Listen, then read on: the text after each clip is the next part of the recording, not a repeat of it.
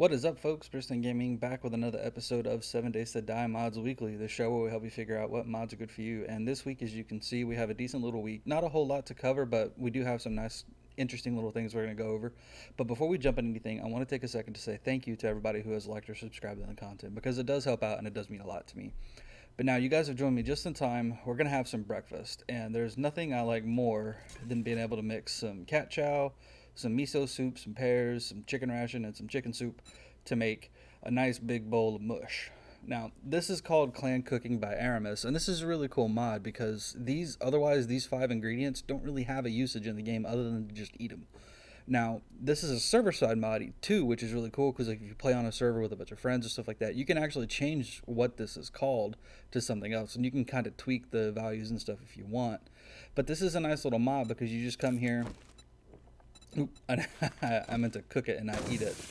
But as you see, it takes a couple seconds, and you actually get to use these ingredients that otherwise don't really have a usage in the game.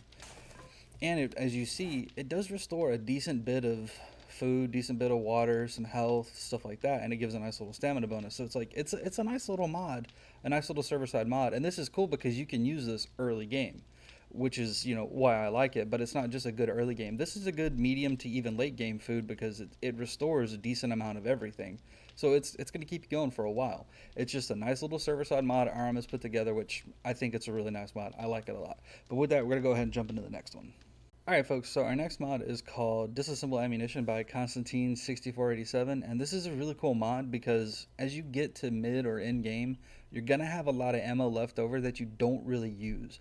Like, I know me personally, I rarely ever use 9mm stuff unless I'm putting up just a butt ton of turrets. But even then, like, there's other ammo that's better. Like, I rarely use like the regular 9mm at late game stuff, and mostly because like the SMG stuff like that is really just not a good late game weapon. But not only that, like I don't really use the 7.62 very much. I don't use the 44 very much. Like I mostly focus on melee and a shotgun. Occasionally I'll use some arrows and stuff like that, for sneak stuff. But I don't really use guns too much.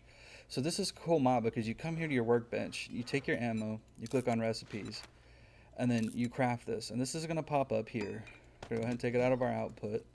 We're going to come here and we're going to open it, and you see all the resources it gives back. Now this is a little bit, the reason I like this mod is because it's more lore friendly, or not lore friendly, what's the immersive. It's more immersive. That's the word I was thinking of. It's a more immersive mod because there's a lot more that goes into making ammo than just brass. Typically, if you just scrap this, like if I just scrap it, see, all it's going to turn into is brass, which it's dumb. There's more than just brass. There's gunpowder and crap like that. Like, what are we just incompetent? We dump it all on the ground. So this is a cool mod. It's very immersive. It's very world and lore friendly because you get a lot of the stuff you're going to need making ammo back. So this is a good way to turn useless ammo from just selling it for dukes, which again, late or mid game, you're not going to need dukes. You're going to have a ton of them. So you can turn this into ammo you're actually going to use, which is why I'm liking it, which is why I like it and why I'm recommending. So with that, we're going to go ahead and move on to the next one. All right, folks. So our last mod is called Weapons of Some Destruction by Joseph Patch. And it's a super cool mod that adds in like 17 melee weapons and one ranged weapon. And the weapons are really nice too because some of them have different usage.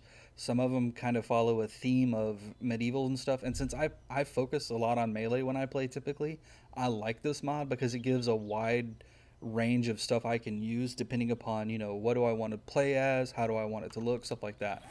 But here we go. So you've got 4 tiers. You got tier 0, tier 1, tier 2, and then tier 3, and then arguably a 5th tier, which would be tier 4, the legendary compound bow. But the 2 tier 0s are the crowbar and the hatchet, and the little orange glow is the tier 0. Now the crowbar does increase damage to doors, so it's a good breaching item. And then you've got the tier 1s here, which is the warhammer, the mace, the javelin, the Dane axe, and the katana. And you see the katana's got a lot of sneak attack damage, so you can do some pretty good sneaking with this one. Not all of these have sneak damage and stuff. Some of them reduce target armor and stuff, which is, I think, is again, it's a nice way to play depending upon how you want to sneak around or do whatever. And then you've got the tier 2s, which are the battle maul, the war mace, the battle axe, the claymore, and the spear.